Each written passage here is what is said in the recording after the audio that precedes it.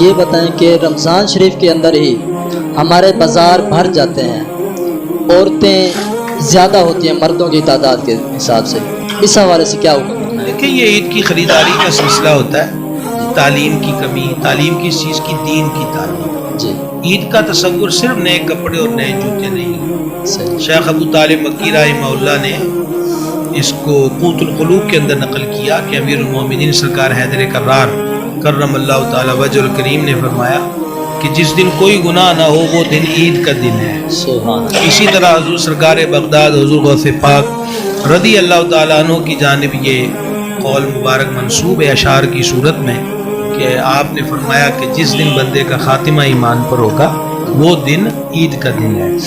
تو صرف نئے کپڑے اور صرف نئی جوتی اس کو عید سمجھ لینا، اور پھر وہ بھی ان لوگوں کا کہ جنہوں نے روزے نہیں رکھے۔ عید کا دن بذات خود ایک بہت بڑا بخشش اور رحمت کا دن ہے۔ جو عیدگاہ کی طرف جاتے ہیں حدیث میں کہ فرشتے چوک چراہوں میں کھڑے ہوتے ہیں اور کہتے چلو اللہ کی رحمت فضل کرم کی طرف، اور اللہ تعالیٰ خود عید کے دن جو لوگ عشق کی اجتماع میں ہوتے ہیں ان سے براہ راست کلام فرماتا ہے اور ان کی بخشش کا اعلان کرتا ہے۔